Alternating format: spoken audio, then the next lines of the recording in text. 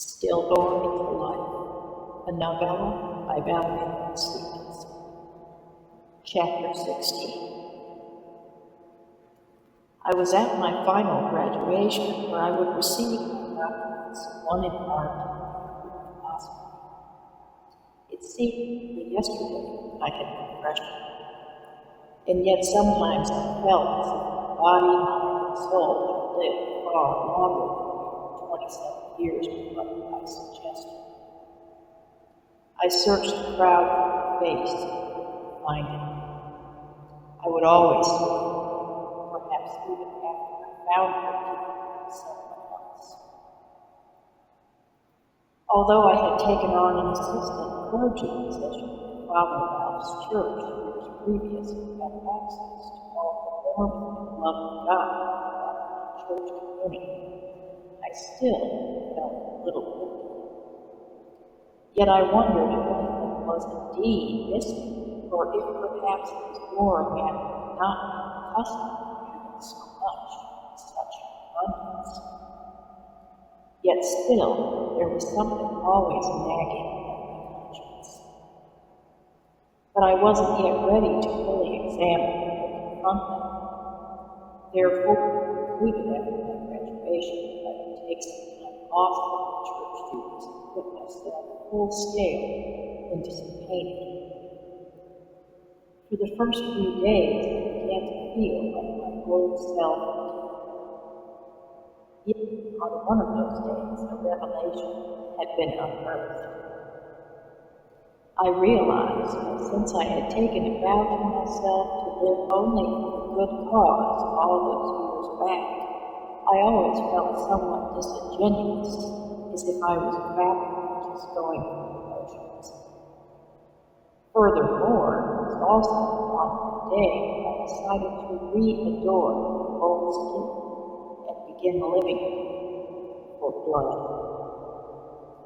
And so did primal projection and violent catharsis again become the rule, not the exception, as a mind covetous only for ounces of power dominated my soul's most wretched godless state. It became an obsession, even more labyrinthine and twisted than any picture or fantasy. For it was, after all, the purest philosophy, a creature in constant writhing agony, at a loss for any true or everlasting gratification, as all became null and void but this Sumerian quest. And soon again, I knew no more mystical wonderment than rapture, and their seductive menage, and only an endlessly futile search for something strongly completely untamed. I was the very human embodiment of tenderness itself. Every time I wondered if maybe I had possessed it as pride, there was no way to verify this. Perhaps it was mere delusion that I had found this elusive thing I now longed for and could not seem to find. Yet even if I had possessed it once before, would I ever have to feel it again? For every time I pondered the possibility of its total loss to my family, everything would suddenly drop like a leaden weight to the episode of all complexity, and I would long for someone to set me right. Even my own dreams began to seem forward to me. I did not know what to believe in or say of my own gradual deterioration, despite the advances that I might indeed have made over the years. And all that had at one time felt so vivid and lucid and real had also been illusion. Had I relied too much on my own eyes and seemingly self-serving perceptions? For I feared, and at the same time eagerly anticipated the moment when I would know beyond the shadow of any light that I was irretrievably insane. Yet I always secretly welcomed this, for I knew only in madness and disintegration that we can feel truly free, whole, blissful, unified. For here, within its dark womb, no separation can occur between the faculties, and the self is free to be whatever it wished. Would I soon resign myself to this? For the conservative does not work to become free, should I? Yes. But how could I truly survive and thrive without doing so? For surrender to this fate alone softly coaxed and poured, and it had always been the only dictator which I felt true loyal reverence for, and which I did not mind providing with blind obedience. And sometimes I feared and hated those who did not understand my language of arrows. I hated them most for their joy, their simplicity, the seeming ease of their bodies, the quicksilver surety of their laughter, the unceasing clarity of their minds. Or was this all, too, a trick of mood and perception? Probably my brain's insanity was never cogency or lack thereof, but too much. In other words, it was not a matter could simply fact so-called fiction, but have I withhold to. It is an oftentimes irresistible force, the giving of oneself a self-contained and maintained narrative. And the seduction is at first subtle, gentle, and very ready. But once you have totally succumbed, it quickly drags you under, drawing you into its rough, cold, scaly flesh, to rape you repeatedly from within until you begin to like it. For soon, what was once uninvited assault becomes a vehicle lust for enmeshment. When Narcissus fell in love with his religion, the sun breathed. It still weeps today. We all secretly yearn to go insane, falling with the finality of peace into that blissful abyss of oblivion. We all yearn to lose control of the unmanifest passion, barricading the earthly church of all its truly evolutionary for body, mind, and spirit, as life is thus lived and cast revolt against all the wrong angels and demons. Hence did I know again as we go. I wish to be mocked viciously no more without within by any saboteur, any or minion. And for the ones who would seek to mock and systematically destroy me because I now thought to be my true self, would I at least be equipped to face my newer spirit of impenetrable elasticity? I could no longer oppose the monstrosity within me, for its sicknesses festered in part through my neglect and evasion of it. I, too, also thrived in part upon its sadistic persistence. For must we select just one face, one name, and one station to display to the world?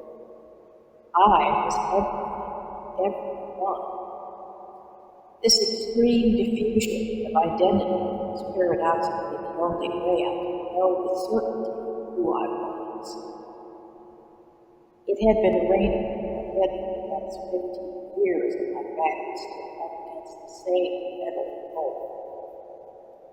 The storm had receded many miles away, but there was no lightning, just thunder of various intervals.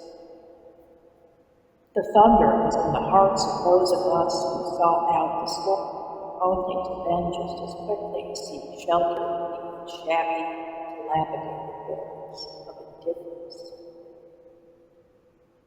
My main dilemma, however, the paranoid Spiritista may have made, was how to both survive and thrive in a world which must always be regarded as a potential enemy and destroyer.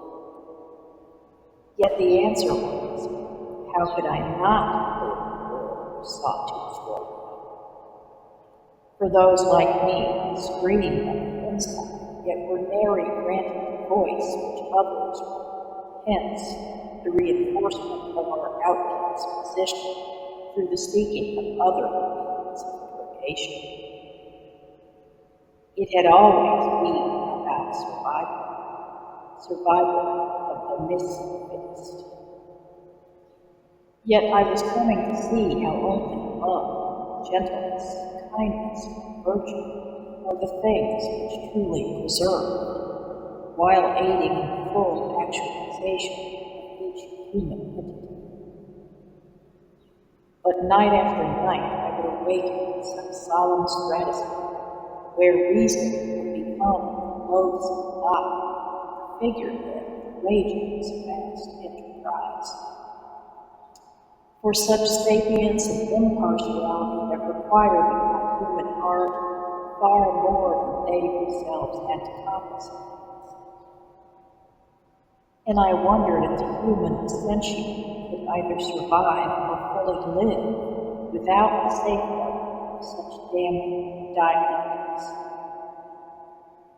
This was the world we were all forced to abide by, and I wondered how humankind would keep its spirit alive. Or would it too be soon subjected to the gross rigors of artificial sustainment, only to be sacrificed before the altars of secular science and its ever-multiplicating gods?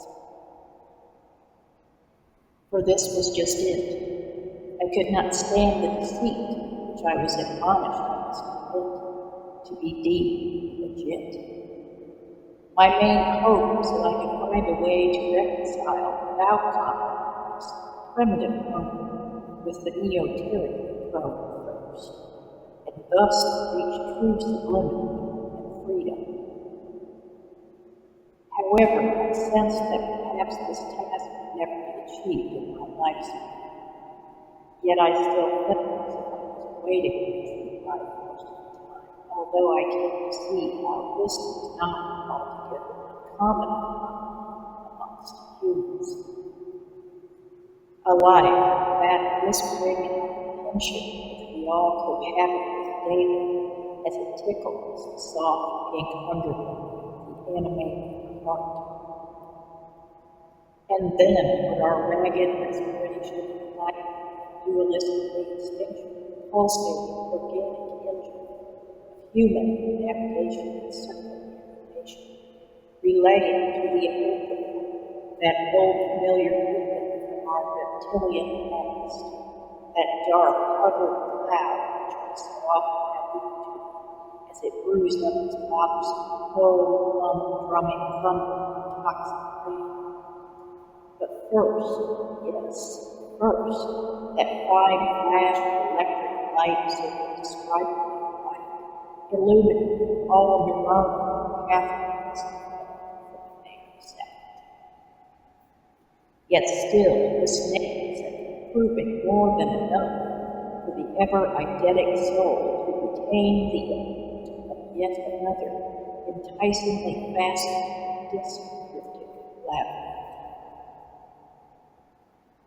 For we are perhaps merely betraying ourselves when we hide beneath the overdress of tedious species of ideas. I wondered how much longer we would escape the dire consequences of our sins as a human race, let alone those of every individual soul.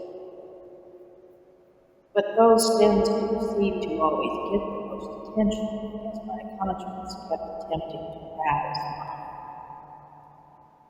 Yet I concluded that we must have made some progress with God, as my conscience, at least now, could be heard. Yet my hands would always bear the sin of their deeds, let alone that of the soul. Yet I knew some action had to be taken eventually on my part.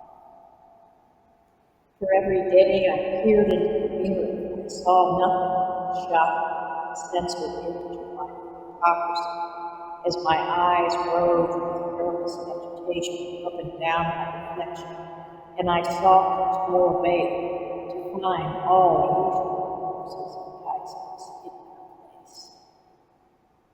I wanted to see them as they used to be, standing guard with such militant cowardice at that base of the British speaks lips, housing the tongue which had oft succeeded more than any other utterance once unsurpassed at cunning deception. For it had crafted more lives than I could sell to the meandering masses of first as in last impression management.